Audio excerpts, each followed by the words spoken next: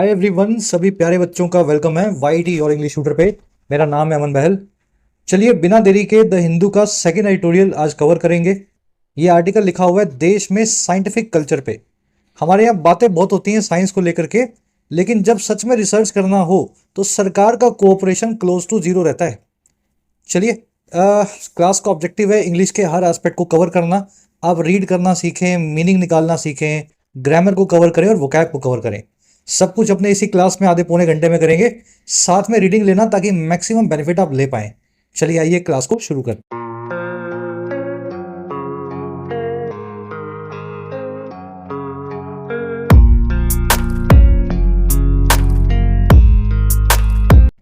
कह रहा है जी रिकरेंट या रेकरेंट इरिटेंट। देखिए, इरिटेट आप समझते हैं एक वर्ब है, किसी को चिढ़ाना, और इरिटेट से बनाया है इरिटेंट नाम का एडजेक्टिव भी बन सकता है और नाउन भी बन सकता है। इरिटेंट ऐसी चीज है जो आपको इरिटेट करे या चिढ़ाए, खिजाए। और रेकरेंट क्या होता है? जो चीज बार बार रेकर कर रही हो या घटित हो रही हो। अकर तो आप समझते ही हैं, OCCUR, अकर का मतलब होता है घटित होना, हैपन होना। तो रेकरेंट वो चीज है जो बार बार रीअकर हो रही है, बार बार हुए जा रही है।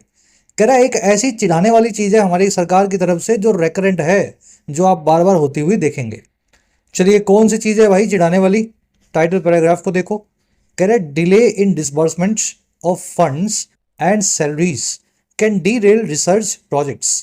कह रहे जो डिले या देरी है, एक तो डिसबर्समेंट ऑफ फंड्स में, फंड्स का मतलब आप समझते हैं पैसा, ग्रांट। डिसबर्समेंट का मतलब होता है देना, आगे रिलीज करना। कह रहे जो देरी आती है ना फंड्स को और सैलरीज को देने में, ये देरी डिरेल कर सकती है या रेल की पटरी से उतार सकती है रिसर्च प्रोजेक्ट्स को। तो अगर कुछ रिसर्च वगैरह चल रही है, कुछ चैट जीपीटी भारत में बनाने की कोशिश कर रहे हो, आप कुछ नया कर रहे हो, तो पैसा लगेगा। सरकार शुरू कर देती है, बाद में सैलरी देना बंद कर देती है साइंटिस्ट को, वो बीच में काम छोड़ के किसी और कंट्री में भाग जाता है। तो ये बार बार का रेकरेंट इरिटेंट है अपने देश में साइंस को लेकर के। चलिए मीनिंग भी निकालो और इसकी एसेंस को भी समझो। डिले जो है सब्जेक्ट है, नाउन की तरह काम करेगा। कैन डिरेल यहाँ पे वर्ब है। डिरेल बना है रेल से। रेल क्या होता है? रेल की गाड़ी, पटरी। जब कोई चीज डिरेल होगी तो वो गाड़ी पटरी से उतर जाएगी, ऐसे इस वर्ड को याद रखें। डिरेल का मतलब भी होता है पटरी से उतरना। चलिए अब जल्दी से दिखा देते हैं इस आर्टिकल की वोकैबुलरी। 5 वर्ड्स हैं अपने पास, शुरू में एक साथ देख लोगे तो इसको स्मूथली पढ़ पाओगे। क्लास अगर अच्छी लगती है, समझ में आती है, जरूर से इसको एक लाइक और एक शेयर दें, ताकि इसी मोटिवेशन और जोश के साथ रोज इसको शाम में जो है लाया जा सके। अपनी क्लासेस के सभी नोट्स पीडीएफ्स आपको इस टेलीग्राम पे अवेलेबल है। सर्च करें @officialYT, प्राइवेट ग्रुप है, या फिर इस वीडियो के फर्स्ट कमेंट में टेलीग्राम का लिंक भी आपको अलग से दिया गया है। और इसके साथ जिस भी एग्जाम के लिए आप प्रिपेयर कर रहे हैं, चाहे वो एसएससी हो, बैंकिंग हो, आइल्स का हो, यूपीएससी हो, इंग्लिश का सिलेबस कवर करने के लिए मेरी गाइडेंस में जरूर से डाउनलोड करें YT ऐप को। वीडियो के फर्स्ट कमेंट में इसका लिंक दिया गया है। आपकी अपनी ऐप है, एंड्रॉइड और iOS दोनों पे अवेलेबल है। इस ऐप का ऑब्जेक्टिव सिंपल है, आपके एग्जाम की प्रिपरेशन करवाना क्वालिटी कंटेंट के साथ और मिनिमम प्राइस पे। एकदम अफोर्डेबल कोर्सेज है, जैसे हमारा फ्लैगशिप कोर्स है, अभी फुल फ्लेजेड चल रहा है, इंग्लिश अनलॉक्ड। अब आप जो भी एग्जाम दे रहे हैं, ऑब्जेक्टिव पेपर इस कोर्स से आप कंप्लीट कर सकते हैं। इसमें पूरी ग्रामर आ जाएगी, रीडिंग आ जाएगी, वोकैब आ जाएगी, सब कुछ प्रीवियस ईयर क्वेश्चंस के साथ में ये पूरा कोर्स अवेलेबल है। 1 साल की वैलिडिटी, 2 साल की वैलिडिटी, 1.5 साल की वैलिडिटी, जैसा भी आप लेना चाहें। इसी के साथ जो स्टूडेंट्स इंग्लिश में नहीं लिख पाते हैं, राइटिंग में स्ट्रगल करते हैं, तो आप राइटिंग कोर्स से 50 घंटे में इंग्लिश में लिखना सीख सकते हैं। ये कोर्स भी अभी अवेलेबल है। 50 to 60 आवर्स का क्रैश कोर्स है, किसी भी एग्जाम का डिस्क्रिप्टिव आपका कवर हो जाएगा। सिविल सेवाओं के लिए राइटिंग का एक अलग कोर्स बनाया गया है, जिसमें आपको एडवांस पोर्शन मिलता है राइटिंग का, answer writing, essay writing, प्रेसी writing.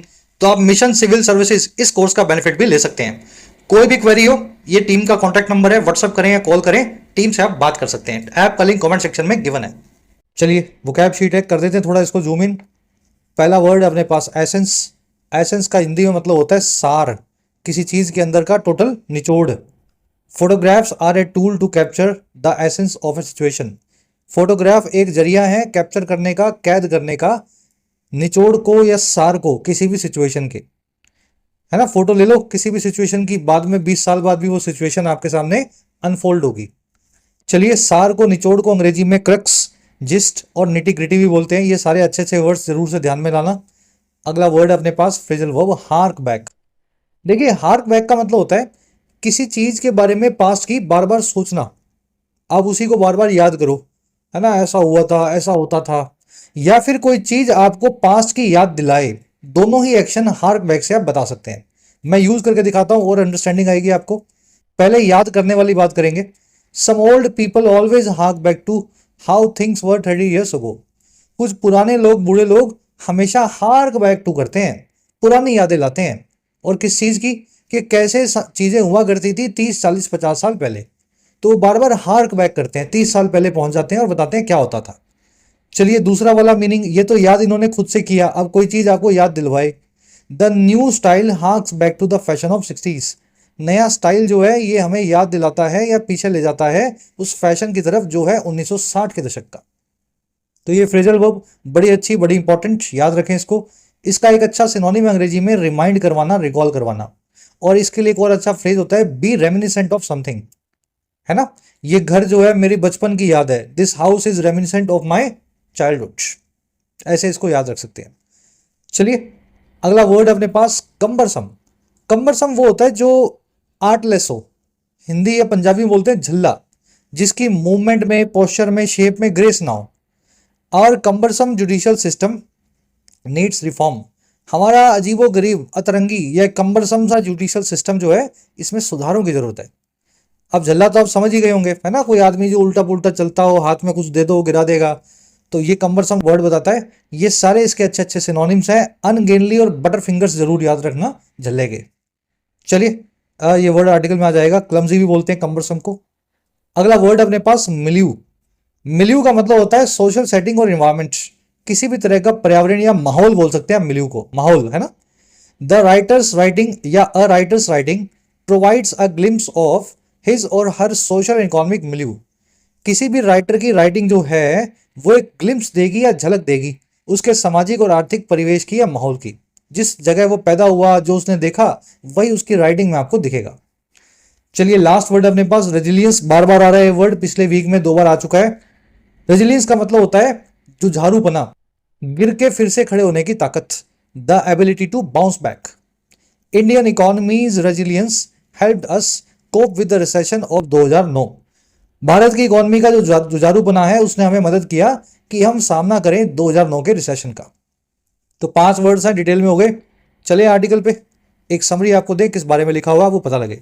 Summary ये है कि सरकार ने एक स्कीम बनाई है बायो केयर। इसकी फुल फॉर्म है biotechnology career advancement reorientation. Full form का मतलब ये है कि इस स्कीम के अंदर इंडिपेंडेंट विमेन रिसर्चर्स को, महिला रिसर्चर्स को बायोटेक के फील्ड में कुछ ग्रांट दी जाती है कि वो घर बैठ के अपनी लैब में रिसर्च करें या कोई पेपर पब्लिश करें, और साथ में दी जाती है एक मंथली सैलरी।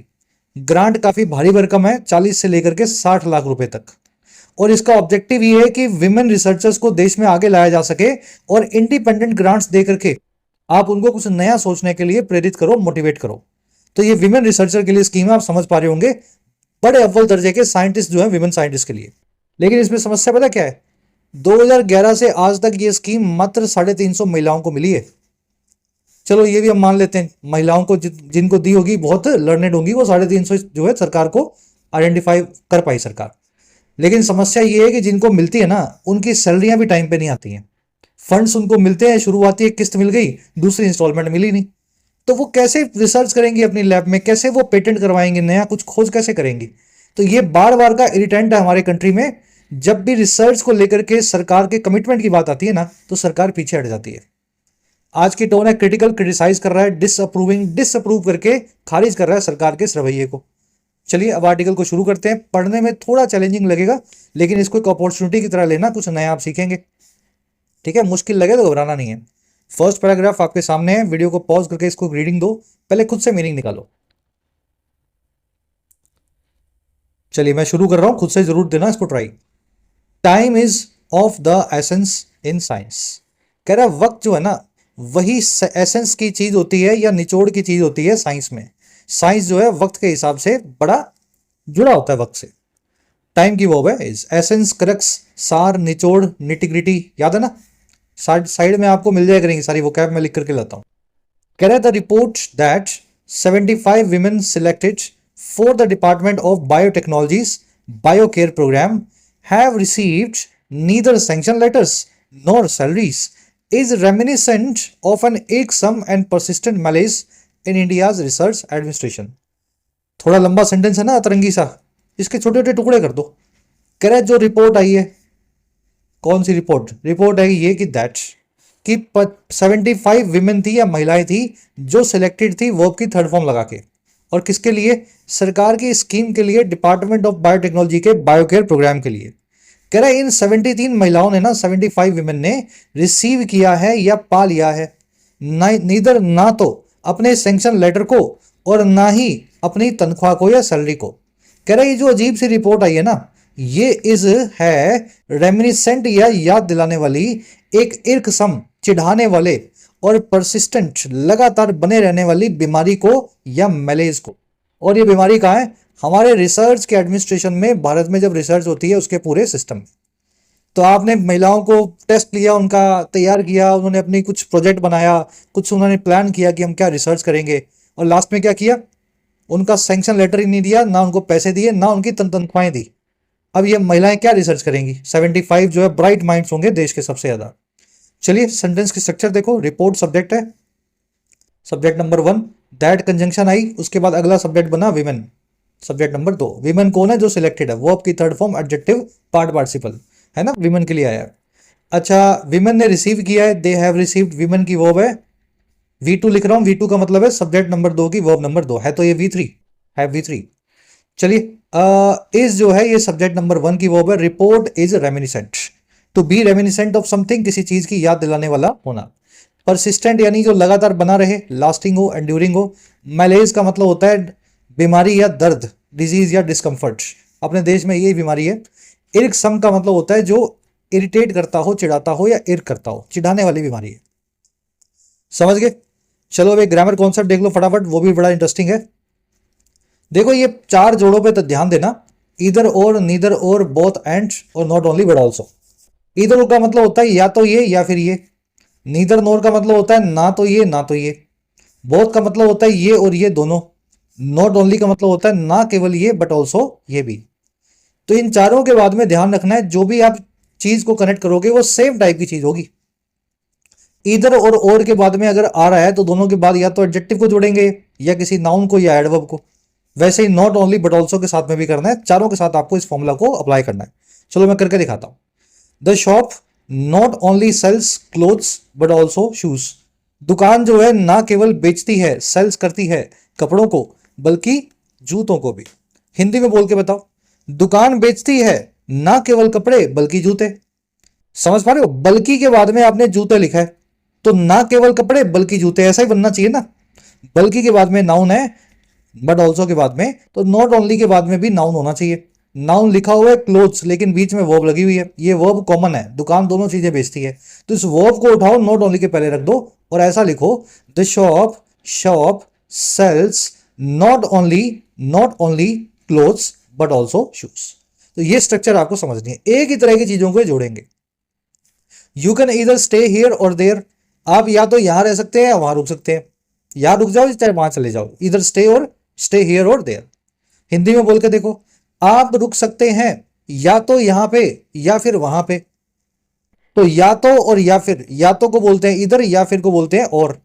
तो या फिर के बाद में तो वहां पे लिख दिया, या तो के बाद में यहां पे लिखो ना। तो यू कैन स्टे इधर हियर और देयर। इस केस में इधर ने और ने दो एडवर्ब्स को मिलाया, जैसे इस केस में इन दोनों ने जो है नाउन्स को मिलाया था। वैसे ही कभी कभी एडजेक्टिव मिलाएंगे, कभी कभी वर्ब मिलाएंगे। तो ध्यान देना इसी चीज को, बड़ा सिंपल कॉन्सेप्ट है। बाद वाले को देख लिया करो, उसके बाद में क्या लिखा हुआ है। यहाँ एडवर्ब है तो पहले वाले के बाद में भी एडवर्ब आएगी, यहाँ पे नाउन है तो पहले वाला भी किसी नाउन से कनेक्ट करेगा। चलो अब एक क्वेश्चन दे रहा हूं आपको, फॉर्मूला को अप्लाई करें। The shop sells not only clothes but also offers tailoring services. Shop बेचती है ना केवल कपड़े बल्कि टेलरिंग सर्विसेज भी ऑफर करती है। सही करो, कमेंट्स में डालो, बहुत इजी है, कोशिश करोगे तो इजी है, नहीं तो देख के तो भूल जाओगे आप, है ना। चलिए नेक्स्ट पैराग्राफ फटाफट लेनी है इसकी रीडिंग हमें। कह रहा है young researchers already content with scent laboratory space, cumbersome university bureaucracies, labyrinthine grant applications, uneven mentorship and uncertain career prospects। कह रहा है जो यंग रिसर्चर्स हैं, जो ब्राइट माइंड्स हैं देश के, एकदम नौजवान युवा, वो ऑलरेडी कंटेंट विद कर रहे हैं 4-5 चीजों से। कंटेंट विद का मतलब होता है जूझना, फेस करना, टैकल करना। अब कौन कौन सी चीजें हैं? वो 5 खराब चीजें हैं। पहली ये कि स्कैंट होता है, लिमिटेड होता है, बहुत सीमित होता है लेबोरेटरी का स्पेस, ज्यादा काम करने की जगह उनको नहीं मिलती। यूनिवर्सिटी में बहुत बड़ी बड़ी ब्यूरोक्रेसीज मिलेंगी आपको, ऑफिशियल सिस्टम मिलेंगे, कुछ भी काम करवाना है 20 आदमियों से मिलना पड़ेगा, तो ये होती है ब्यूरोक्रेसी, और जो बहुत कम्बरसम होगी, बहुत झल्लो झल्लों वाली होगी। तीसरा, ग्रांट की एप्लीकेशंस ऐसी होंगी जो लेब्रिंथाइन होंगी। देखिए अंग्रेजी में लेब्रिंथ, लेब्रिंथ का मतलब होता है भूल भुलैया, तो लेब्रिंथाइन यानी भूल भुलैया जैसी ग्रांट की एप्लीकेशंस होंगी। इधर दो फिर इधर दो, फिर उससे वापस लाओ, फिर वहां जमा करवाओ। मेंटोरशिप बहुत अनइवन होगी, आपका मेंटोर कभी गाइड करेगा, कभी साल भर की छुट्टी पे चला जाएगा। और करियर प्रोस्पेक्ट, करियर की संभावनाएं बहुत अनसर्टेन होंगी, आपको पता ही नहीं होगा आपके साथ जिंदगी में क्या होने वाला है। तो ये होता है देश में ब्राइट माइंड्स के साथ हमारे। यंग रिसर्चर्स की वो है कंटेंट विद करना, सामना करना किसी चीज का, ये 5 चीजों का वो सामना करते हैं। स्कैंड का मतलब होता है सीमित या लिमिटेड, कम्बरसम झल्लों वाला, लेबरिंथाइन यानी भूलभुलैया जैसा, बाकी आपने देख लिया। बड़े आगे, कंटेंट विद को फेस, डील विद, टैकल करना भी बोलते हैं। याद रखें टैकल के साथ में विद नहीं आता। You face something, you tackle something बिना विद के, कंटेंट के बाद में, डील के बाद में विद लगा दो, बात सभी का मतलब सभी का एक ही है, किसी का सामना करना। Whereas salaries and fellowships are modest in relation to living cost, which deter talented graduates from pursuing research. कह रहे जो इनकी तनख्वाहें होती है रिसर्च के टाइम, और इनकी जो फेलोशिप्स होती हैं या स्टाइपेंड होते हैं, वो बहुत मॉडेस्ट होते हैं। मॉडेस्ट का मतलब होता है जो हम्बल हो, छोटे साइज का हो। मॉडेस्ट हाउस मतलब छोटा सा घर, प्यारा सा घर। तो इनकी सैलरी क्या है, बहुत छोटी छोटी प्यारी सी होती है ना, 20-30 हजार 50 हजार रुपए। और किसके मुकाबले, रिलेशन में या संबंध में या कंपैरिजन में, जो रहने की कॉस्ट होती है इनकी बड़े शहरों में उनसे। जो डिटर करती है, ये बात वही है जो इनको रोकती है टैलेंटेड ग्रेजुएट्स को कि वो परस्यू करें या फिर जीवन में पीछा करें रिसर्च का। जब आपको पता है रिसर्च करके देश की सेवा होगी लेकिन खुद की सेवा नहीं हो पाएगी। बेंगलोर में रहूंगा 40 हजार रुपए की तनख्वाह पे सरकारी और रिसर्च करूंगा, तो आप सोचते हो कि रिसर्च क्यों ही करूं, कुछ और ही कर लेता हूं, इंडस्ट्री में चला जाता हूं। सैलरीज एंड फेलोशिप्स की वर्ब है आर। मॉडेस्ट का मतलब होता है कम, है ना, छोटे साइज का। विच आया है इस पूरी चीज के लिए, वर्ब है इसकी डिटर्स, डिटर करना, किसी को रोकना। कह रहा है even those determined to stay are often trapped in protracted post doctoral और contractual roles without long term security. कह रहा है कि यहां तक कि वो बहादुर लोग, वो बहादुर रिसर्चर्स जो डिटर्मिन्ड होते हैं, जिन्होंने संकल्प लिया होता है, कसम खाई होती है देश की सेवा करने की, कह रहे जो डिटर्मिन्ड होते हैं कि वो रुकेंगे रिसर्च में ही, वो अक्सर ट्रैप्ड होते हैं, फंसे हुए होते हैं बेचारे। एक तो इस चीज में बहुत लंबी पोस्ट डॉक्टोरल और कॉन्ट्रेक्चुअल रोल्स में, डॉक्टर बनने के बाद, पीएचडी करने के बाद आपको कॉन्ट्रैक्ट पे नौकरी मिल जाए, 50-60 हजार की तनख्वाह हो, ज्यादा तनख्वाह भी ना हो, और आपको ये भी ना पता हो कि नौकरी कब तक चलेगी। तो जो रुक भी जाते हैं ना, उनको सरकारी नौकरियां नहीं मिलती, डॉक्टोरल के बाद में लंबी खिंची हुई कॉन्ट्रेक्चुअल रोल्स मिलते हैं जो कभी भी खत्म किए जा सकते हैं। चलिए, दोज की वर्ब है आर, दोज आर ट्रैप्ड, ऐसा समझ लो पैसिव वॉइस में। प्रोट्रैक्टेड यानी लंबा खिंचा हुआ, बाकी आपने देख लिया। डिटर्मिन्ड यहाँ पे एडजेक्टिव है, डिटर्मिन्ड यानी जिसने संकल्प लिया हो, कसम खाई हो। चलिए अब एक कॉन्सेप्ट और देख लो ग्रामर का, बड़ा आसान है अभी, ध्यान से देखना। दोज को आपने यहाँ पे क्यों लगाया, देखो इंग्लिश में दे, देम और दोज का मीनिंग समझो। दे का मतलब होता है वे लोग, देम का मतलब होता है वे लोग, और दोज का मतलब भी होता है वे लोग, तीनों का मीनिंग सेम है। लेकिन दे है सब्जेक्टिव केस, देम है ऑब्जेक्टिव केस, और दोज क्या है, दोज सब्जेक्टिव भी है ऑब्जेक्टिव भी है, और तब यूज होता है जब एडजेक्टिव जो है इसके बाद में लगा हो, चाहे फ्रेज हो चाहे क्लोज हो। लॉजिकली समझोगे तो दिमाग में बैठ जाएगा, रट्टा मारोगे तो नहीं बैठेगा। दे ऑलवेज सक्सीड, वो हमेशा सक्सीड करते हैं। दे सब्जेक्ट है, ऑलवेज एडवर्ब है, सक्सीड यहाँ पे वर्ब है। सक्सीड करना यानी कामयाब होना, वो लोग हमेशा कामयाब होते हैं। दे यहाँ पे सब्जेक्ट का काम कर रहा है, सब्जेक्टिव केस में आपने यूज किया है, बिल्कुल ठीक है, पहला सेंटेंस बिल्कुल ठीक है। The company fired them, company ने उनको फायर कर दिया, नौकरी से निकाल दिया। सब्जेक्ट यहाँ पे कंपनी है और वर्ब का ऑब्जेक्ट है देम। अब यहाँ पे दे का ऑब्जेक्टिव केस आपने देम इस्तेमाल किया, ये भी सेंटेंस बिल्कुल ठीक है। सब्जेक्ट की जगह दे, ऑब्जेक्ट की जगह देम। लेकिन ये सेंटेंस देखो, they who dream big and act always succeed, वो लोग जो ड्रीम बिग करते हैं और काम करते हैं, उस सपने पे हरकत करते हैं, हमेशा सक्सीड करते हैं। सब्जेक्ट ही है दे, अभी भी वर्ब अभी भी सक्सीड ही है, लेकिन दे यहां पे गलत है, बस ये समझाना चाह रहा हूं। दे यहां पे सही था सब्जेक्ट बन के, लेकिन यहां सब्जेक्ट नहीं बन सकता, क्यों, क्योंकि दे के बारे में आपने कुछ एडिशनल इंफॉर्मेशन दे दी एक एडजेक्टिवल क्लोज या फ्रेज लगा के। और वो एडजेक्टिवल फ्रेज क्या है, क्लोज क्या है? वो लोग जो ड्रीम बिग करते हैं और एक्ट करते हैं। समझ पा रहे हो? जैसे ही दे या देम को आप परिभाषित करेंगे किसी एडजेक्टिव से या उसके फ्रेज या क्लोज से, तो ये दे देम किस में बदल जाता है? दोज में। तो those who dream big and act always succeed. They eager to learn always succeed. वो लोग जो ईगर टू लर्न होते हैं हमेशा सक्सीड करते हैं।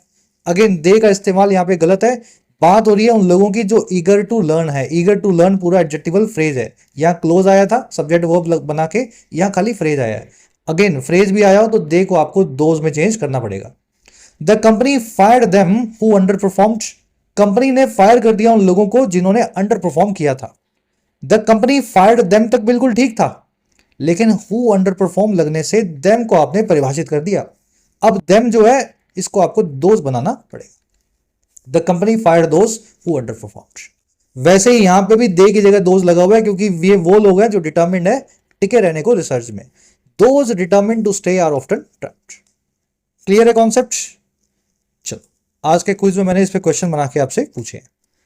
आ जाओ नेक्स्ट पे, फटाफट इसकी रीडिंग लो, मीनिंग निकालो। कह रहा है in this milieu a scheme such as BioCARe promises an independent foothold while its failure to deliver on time magnifies the insecurity and discouragement। कह रहा है इस मिल्यू में, इस पूरे एनवायरनमेंट में, मिल्यू पता है आपको परिवेश, एक स्कीम जो है जैसे कि ये वाली स्कीम बायोकेयर, ये प्रॉमिस करती है आपको, वचन देती है, वादा करती है इंडिपेंडेंट फुट होल्ड बनाने का, एक आजाद एक स्वतंत्र पकड़ बनाने का साइंस के फील्ड में। कह रहे जबकि इसका फेलियर जो है, इस स्कीम में तनख्वाहें ना मिल रही हो, ये नाकामयाबी जो है डिलीवर ऑन करने की, पूरा करने की, डिलीवर ऑन टाइम है ना, कह रहे ये मैग्नीफाई करती है या बढ़ा देती है आपके अंदर की इनसिक्योरिटी को, सुरक्षा को और डिस्करेजमेंट को। समझ गए ना? डिस्करेजमेंट आप समझते हैं हिम्मत का टूटना। तो स्कीम ऑन पेपर तो बहुत अच्छी लग रही है, लेकिन आप स्कीम में एनरोल हुए, ना पैसा मिला ना तनख्वाह मिली, घर वाले भी पूछ रहे हैं भाई क्या रिसर्च करते हो। तो ये इंडिपेंडेंट फुटहोल्ड तो बढ़ा देती है आपका अगर पैसा इसमें मिलता, लेकिन फेलियर आया इससे डिस्करेज हो गए और इनसिक्योरिटी आप में बढ़ जाएगी। स्कीम की वर्ब है प्रोमिसेस, वर्ब की फर्स्ट फॉर्म लगाई गई है। फुट होल्ड यानी पांव की पकड़, किसी एरिया में जब आप अपनी पकड़ बनाते हो तो आपका फुट होल्ड कहलाता है। कह रहा है the opportunities for post doctoral work and tenure track openings abroad are also narrowing. कह रहे फिर साथ साथ जो मौके हैं पोस्ट डॉक्टोरल वर्क के, पोस्ट डॉक्टोरल वर्क क्या होता है? डॉक्टर बनने के बाद में कुछ काम मिले आपको, पीएचडी कर लो आप उसके बाद। और टेन्योर ट्रैक ओपनिंग्स का, देखिए टेन्योर ट्रैक ओपनिंग्स ऐसी ओपनिंग्स हैं जिसमें आप काम करेंगे पहले टेम्परेरी, बाद में आपको टेन्योर मिल जाएगा, परमानेंट जॉब मिल जाएगी, कार्यकाल मिल जाएगा। कह रहा है ऐसी मौके जो है ना, ये जो है अब्रोड में, देश के बाहर, वो भी नैरो हो रहे हैं, सिकुड़ते जा रहे हैं, कम होते जा रहे हैं। चलिए अपॉर्चुनिटीज की वर्ब है आर, आर नैरोइंग, नैरो का मतलब कम होना। और क्या हो रहा है? कह रहा है immigration regimes in the West have become tighter while competition for limited faculty post has intensified। कह रहा है बाहर तो मौके कम हो ही रहे हैं। जो इमिग्रेशन regimes हैं, regime का मतलब होता है प्रशासन या एडमिनिस्ट्रेशन। इमिग्रेशन आप समझते हैं, किसी दूसरी कंट्री में जब आप जाएंगे तो आपको इमिग्रेट किया जाता है, वहाँ पे कुछ लोग से आप मिलेंगे, अपना वीज़ा दिखाएंगे।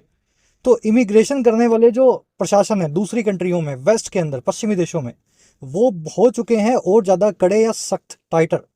जबकि जो कंपटीशन है, प्रतियोगिता है, बहुत लिमिटेड सी फैकल्टी पोस्ट के लिए या टीचिंग पोस्ट के लिए, वो भी इंटेंसिफाई हो गया है, बहुत बढ़ गया है। तो बाहर जाने के रास्ते कुल मिला के कम हो रहे हैं। रिजीम्स की वर्ब है have become, regimes have become tighter. The west का मतलब है पश्चिमी देश।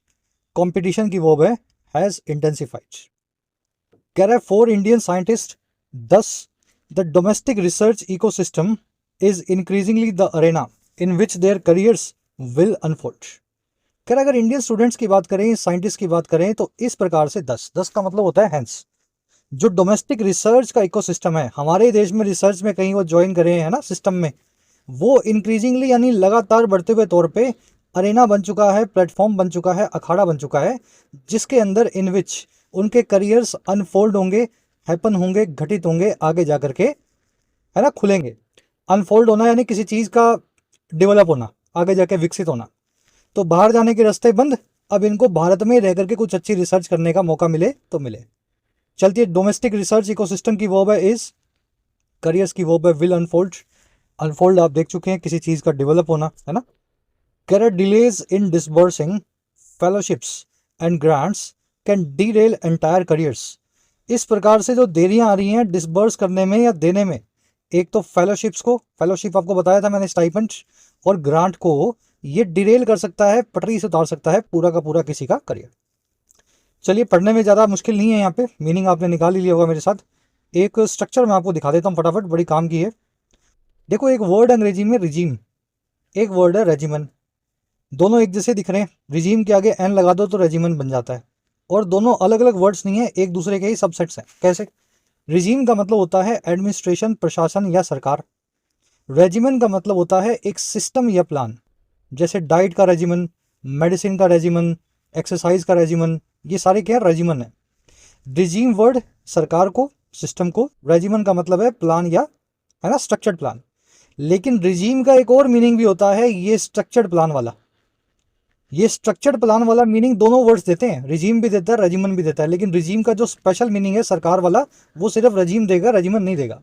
तो इस चीज़ में बड़े लोग कंफ्यूज होते हैं, कब कहाँ कौन सा यूज़ करना है। तो मैं आपको क्वेश्चन दिखाता हूँ इस पर।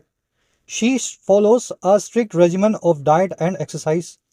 ये बंदी फॉलो करती है एक कड़े रेजिमन को या फिर स्ट्रक्चर जो है सिस्टम को, डाइट और एक्सरसाइज का। अब ये सेंटेंस बिल्कुल सही है।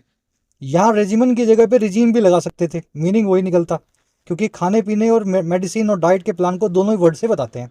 लेकिन यहाँ देखो, the new political regimen will come into effect after the election. नया जो पॉलिटिकल या राजनीतिक प्रशासन है, सरकार है, वो कम इनटू इफेक्ट होगी इलेक्शन के बाद। अब यहाँ पे रेजिमन वर्ड काम नहीं करेगा, समझ पा रहे हो ना। सरकार के लिए रेजिमन वर्ड का यूज हमें नहीं करना है। स्क्रीनशॉट ले लो इसका।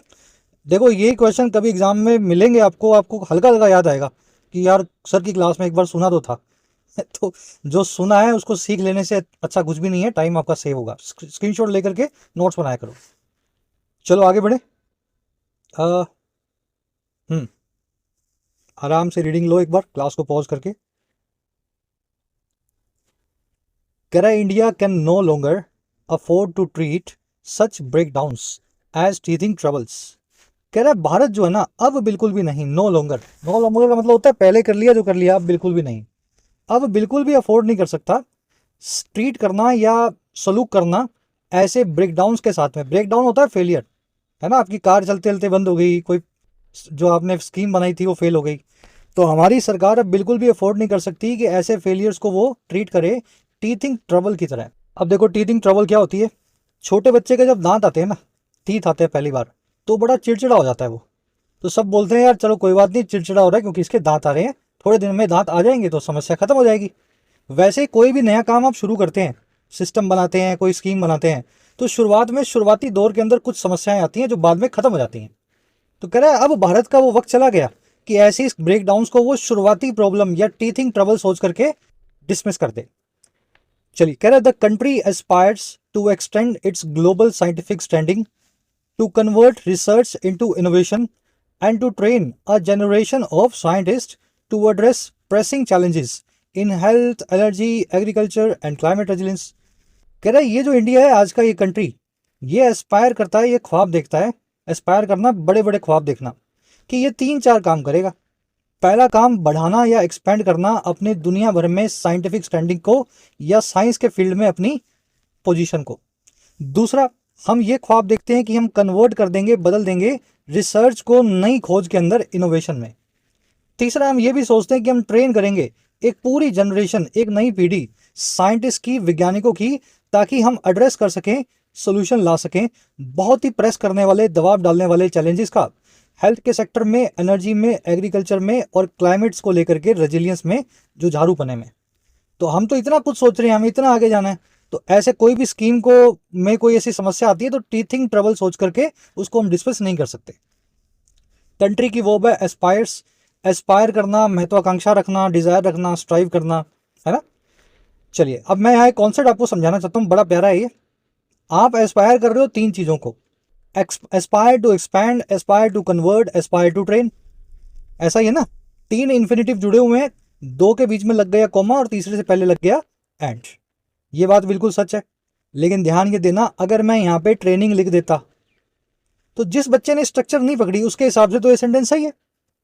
India aspires to expand to convert and training. तो ये स्ट्रक्चर अगर देखोगे नहीं ना आप कौन सा वर्ड क्या काम कर रहा है, तो मैं यहाँ आईएनजी फॉर्म लगाऊंगा और आपको लगेगा कि सेंटेंस बिल्कुल सही था। चल, तो इन्फिनिटी जब भी जुड़े हो कॉमा एंड लग करके तो समझा करो सबका जो है स्ट्रक्चर एक जैसा होना चाहिए। कह रहा जी these ambitions are incompatible with a funding administration that falters at basic execution. कह रहा है ये जो एम्बिशन है ना हमारे सारे बड़ी बड़ी महत्वाकांक्षाएं, ये बिल्कुल ही इनकम्पैटिबल है या सुसंगत नहीं है। इनकम्पैटिबल होना यानी दो चीज़ों का मेल ना खाना, ये बिल्कुल बेमेल है हमारे ऐसे एक फंडिंग एडमिनिस्ट्रेशन के साथ या ग्रांट बांटने वाले सिस्टम के साथ जो फॉल्टर कर जाता है, लड़खड़ाने लगता है बेसिक काम जो है एग्जीक्यूशन में, बेसिक काम में। ग्रांट आपने इंसान ढूंढा, साइंटिस्ट को पकड़ा, उसको ग्रांट देनी है, सैलरी देनी है, ये बेसिक काम में भी अगर आप देरी करते हो तो अगर लड़खड़ा रहे हो तो फिर हमारा ये बेमेल से हैं सारे ख्वाब हमारे। कहने का मतलब ये एम्बिशन और एस्पिरेशन एक ही बात होती है। एस्पायर एस्पिरेशन से वर्ब बनाई गई है। एम्बिशन यानी बड़ा सा ख्वाब, महत्वाकांक्षा, वर्ब इनकी आर। इनकम्पैटिबल जो बेमेल हो, दैट आया है इस एडमिनिस्ट्रेशन के लिए, प्रशासन के लिए, जिसकी वर्ब है फॉल्टर्स। फॉल्टर का मतलब होता है लड़खड़ाना, लर्ज करना, है ना। कह रहा है the switch to treasury single account system the stated reason for the BioCARe delay may strengthen transparency in the long run. कह रहा है हमारा जो स्विच आया है, स्विच का मतलब होता है बदलाव एक अवस्था से दूसरी अवस्था में। जैसे चाइल्डहुड से आप एडल्टहुड में स्विच करते हैं 17 की उम्र में, 16 की उम्र में।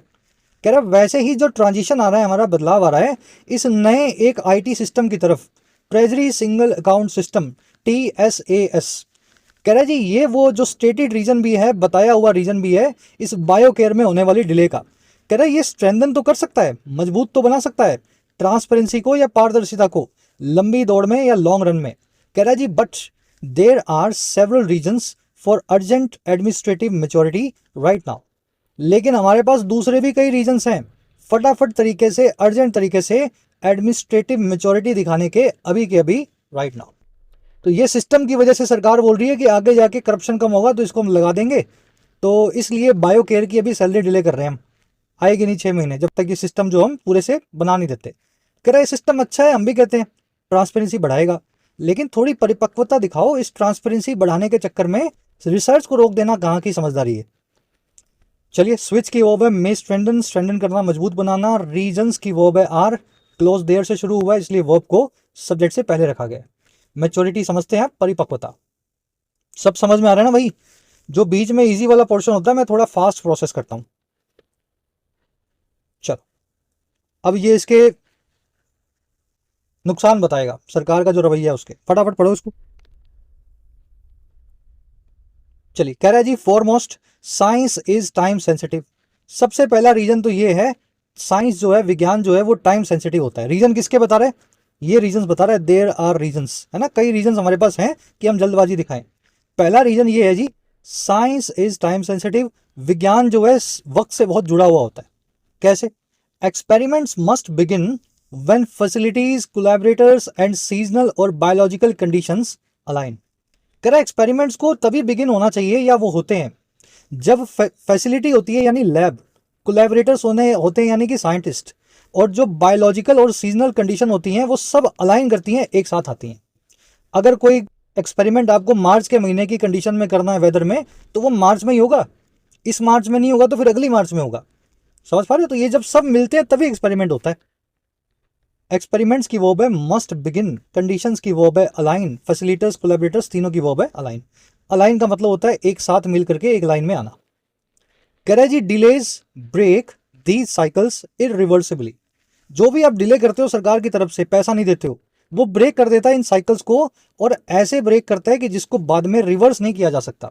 वही बात बताई मैंने आपको, मार्च के महीने में फर्स्ट वीक में जो एक्सपेरिमेंट होना चाहिए मौसम के हिसाब से, है ना, जो भी अपने देख लो ना आसपास का जो भी एनवायरनमेंट है उसके हिसाब से, वो मार्च में ही होगा, फिर अगले साल की मार्च में होगा। तो डिले से ये साइकिल पूरा का पूरा टूट जाता है, रिवर्सेबल नहीं होता वो। दूसरा रीजन क्या बता रहा है? कह रहा है second, when schemes that are progressive on paper fail to reach beneficiaries, the resulting credibility deficit will make it harder to attract domestic talent and international partnerships. बड़ा अच्छा रीजन है।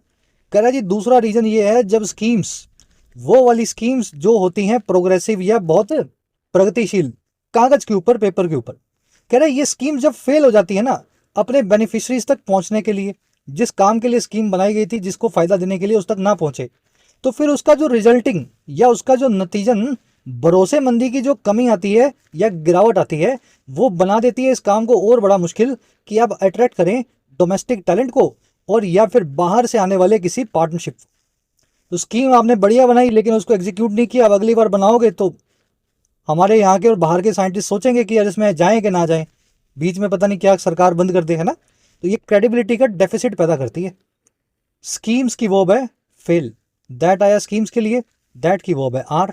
प्रोग्रेसिव यानी प्रगतिशील, डेफिसिट यानी कमी को बोलते हैं, क्रेडिबिलिटी होती है आपकी भरोसेमंदी, ट्रस्ट वर्दीनेस, ठीक है। डेफिसिट की वर्ब है विल मेक। अब तीसरा रीजन देगा, कह रहा है जी थर्ड, एक्विटी डिमांड्स कंसिस्टेंसी।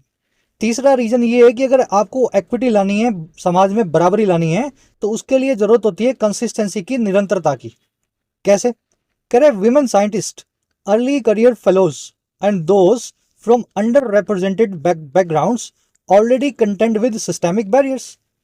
कह रहे जो महिला वैज्ञानिक होती हैं जो, और जो शुरुआती करियर के अंदर जो फेलोज होते हैं, रिसर्च वाले बच्चे होते हैं शुरुआती एकदम, या फिर वो लोग जो अंडर रिप्रेजेंटेटिव बैकग्राउंड से होते हैं, गरीब घर के हैं, तबकों के हैं, किसी जाति जनजाति के हैं, कह रहा है ऐसे लोग जिनके पास समानताओं के अवसर नहीं थे, इन सभी के जो बैकग्राउंड जो खराब हैं, ये पहले से ही कंटेंट विद कर रहे होते हैं, सामना कर रहे होते हैं सिस्टम में आने वाली रुकावटों का, बैरियर्स का।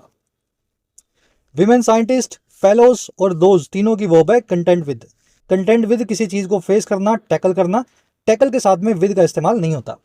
बैरियर का मतलब होता है रुकावट, रास्ते का रोड़ा। चलो अब क्या करना चाहिए इन लोगों के लिए, ये लास्ट पैराग्राफ है, फटाफट मीनिंग निकाल दो इसका।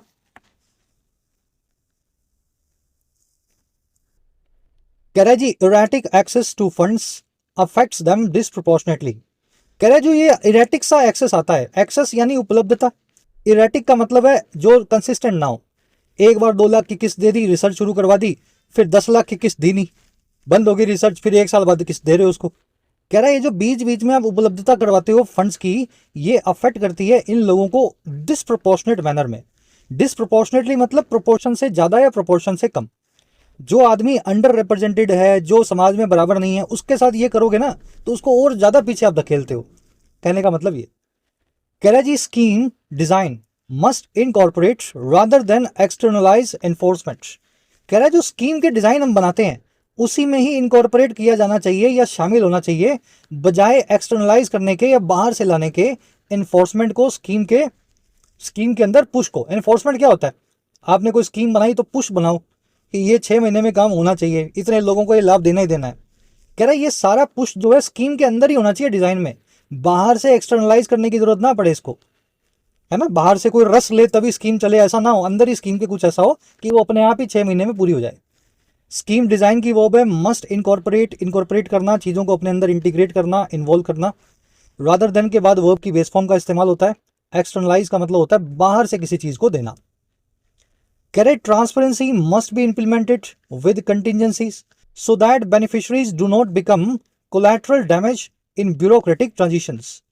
कह रहे फिर ट्रांसपेरेंसी की बात हम करते हैं, पारदर्शिता की, तो इसको भी आप ऐसे इंप्लीमेंट करें कि इसमें कोई कंटिजेंसी हो या फिर इसमें कोई इमरजेंसी प्लान हो। और वो इसलिए ताकि सो दैट, इसलिए जो बेनिफिशरीज हैं, इन स्कीमों का फायदा लेने वाले वैज्ञानिक हैं, वही कल को जाकर के कोलैटरल डैमेज ना बन जाएं या मुफ्त की चोट ना खाएं ब्यूरोक्रेटिक ट्रांजिशंस की वजह से या सिस्टम में आने वाले बदलावों की वजह से। सेंटेंस थोड़ा ट्रिकी है, मैं जानता हूं, नए नए वर्ड्स होंगे आपके लिए, लेकिन बड़े आसान है ये। कोलैटरल डैमेज समझ लो क्या होता है। कोलैटरल डैमेज का मतलब है वो डैमेज जो सेकेंडरी है, आप नहीं करना चाहते थे। आपने एक बड़ी सी बिल्डिंग गिरानी थी, गिरा दी, आसपास के 4 मकान और टूट गए। ये आपको तोड़ने नहीं थे लेकिन बिल्डिंग के गिरने की वजह से टूट गए। ये चारों मकान कहलाएंगे कोलैटरल डैमेज। कह रहा है जी ट्रांसपेरेंसी के लिए आप नया सिस्टम ला रहे हो, लेकिन उसको भी ऐसे इंप्लीमेंट करो कि कुछ इमरजेंसी प्लान रखो कि जो बच्चों को, जो साइंटिस्ट को पैसा मिल रहा है वो मिलता रहे, कहीं उनको इस ट्रांसपेरेंसी का बलि का बकरा ना बना दिया जाए, कोलैटरल डैमेज के तौर पे ट्रांजिशन का वो, समझ गए ना, बकरा ना बने। मीनिंग निकल आए सेंटेंस का, तभी सेंटेंस पढ़ा हुआ माना जाता है, नहीं तो ऐसा तो कोई भी पढ़ देगा। ट्रांसपेरेंसी की वर्ब है must be implemented passive voice में। कंटिजेंसी का मतलब होता है इमरजेंसीज। बेनिफिशियरीज यानी लाभार्थी जिसको फायदा मिले स्कीम का, डू नॉट बिकम इनकी वर्ब है। ट्रांजिशन का मतलब होता है बदलाव या स्विच। कह रहा है accountability must be tightened at the level of ministries and programme managers. जो अकाउंटेबिलिटी है या फिर जिम्मेदारी है उसको टाइट कर देना चाहिए, पैसिव वॉइस लगा करके कड़ा कर देना चाहिए लेवल पे, और कौन से, मिनिस्ट्री के और प्रोग्राम मैनेजर के। यहीं जाकर के यहीं पे ट्रांसपेरेंसी अकाउंटेबिलिटी जो है फिक्स कर देनी चाहिए। Policy makers must recognise that a delay in accounting procedures for them is the interruption of livelihoods and careers for researchers. फिर जो हमारे पॉलिसी मेकर हैं, बड़े नेता बड़े बाबू जो पॉलिसी बनाते हैं, उनको भी ये पहचानना होगा, रिकॉग्नाइज करना होगा इस चीज को कि जो भी डिले आता है अकाउंटिंग के प्रोसीजर के अंदर, खाता बही में सरकार की, इन लोगों के लिए वो इंटरप्शन होता है लाइवलीहुड का, इनके रोजगार का और करियर का पूरे के पूरे इन रिसर्चर्स के लिए। तो आपकी छोटी सी अकाउंटिंग की देरी हो सकता है किसी महिला का करियर और रोजगार दोनों खत्म कर दे, है ना, जो रिसर्चर रिसर्च करना चाहती हो। चलिए रैपअप करेंगे क्लास को। पढ़ने में चैलेंजिंग था लेकिन कुछ नया सीखा होगा आपने। जरूर से एक लाइक और एक शेयर देना, चैनल को सब्सक्राइब कर लेना।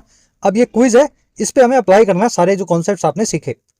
पहले मैं दे रहा हूं एक छोटा सा क्लोज टेस्ट, 4 क्वेश्चन है इसमें, और इन 4 के अंदर इन 8 में से 9 में से सही वर्ड्स को आपको चूज करना है।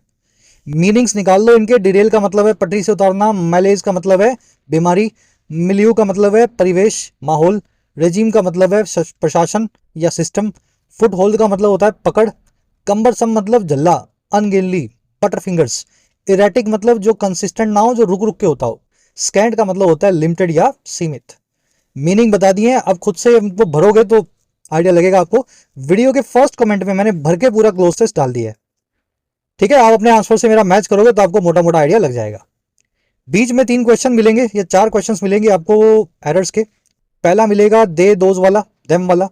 दूसरा आपको मिल सकता है इस वर्ड के आसपास। तीसरा आपको नॉट ओनली बट ऑल्सो वाली एरर मिलेगी। और चौथा अपने आप ढूंढो, मैं बताऊंगा नहीं, बताते ही फिर पकड़ लोगे आप। चलिए 1 से लेके 8 क्वेश्चंस के आंसर फर्स्ट कमेंट में मैंने डाल दिए हैं, वहां से मैच करना। 2 क्वेश्चंस हमारे पास कॉम्प्रिहेंशन के भी है, ये अपने मिल के साथ में ही यहीं पे सॉल्व कर लेते हैं। पहला क्वेश्चन ये है जी, आर्टिकल की थीम क्या है? एक सेंटेंस में समझाना चाहें तो कैसे समझाया जाएगा? यही होगा ना, सी वाला बड़ा वाला जिसमें ज्यादा वर्ड होते हैं, 2 लाइनें होती है, वो आंसर बन जाता है, ऐसा ही होता है ना। आंसर बनेगा बी। आंसर ये है कि जो विमेन साइंटिस्ट हैं, महिला वैज्ञानिक है देश में, उनके नए और अनोखे चैलेंज है भारत में सिस्टम के अंदर आने वाले बायस की वजह से। वैसे ही महिलाएं देश में बहुत पीछे होती हैं, आपको पता है, पढ़ाई लिखाई में हर जगह। और जो साइंटिस्ट बेचारी बनी उसकी सरकार ने ग्रांट रोक दी। तो ये इस पूरे आर्टिकल की थीम है। चलिए, ऑथर के पर्सपेक्टिव से इनमें से कौन सा कॉन्सिक्वेंसेस सबसे ज्यादा नुकसानदेह होगा अगर रिसर्च में डिले होते रहे? चारों में से कौन सी चीज आपको लगती है सबसे बड़ा नुकसान हमारा हो जाएगा ऐसी डिले की वजह से? देखो, सबसे बड़ा नुकसान यही है, वो एक्सपेरिमेंट तो बाद में हो जाएगा साल भर बाद, लेकिन अगली बार आपकी स्कीम पे कोई भरोसा नहीं करेगा। कोई ब्राइट माइंड होगा, वो सोचेगा मैं जाऊंगा अमेरिका, मैं जाऊंगा कनाडा, यहां क्या करना है इनकी स्कीम के चक्कर में भाई। आपका लॉस ऑफ क्रेडिबिलिटी होता है आपकी एजेंसियों का, जिससे ट्रस्ट रिड्यूस हो जाता है रिसर्चर्स के बीच में। फिर वो आपके साथ अगले साल रिसर्च करने आएंगे ही नहीं। तो 10वें का आंसर बनेगा। चलो आंसर जरूर देख लेना, 10 में से कितने मार्क्स मिले कमेंट्स में डालना आउट ऑफ 10। कल की क्लास में मुलाकात होगी। क्लास कैसी लगी आज की जरूर बताएं। पूरी देखने वाले बच्चे पीडी लिख दिया करो, पूरा देखा, और अगर इंटरेस्टिंग भी लगी हो तो पीडीआई लिख दिया करो। कल आपसे होगी मुलाकात। Until then.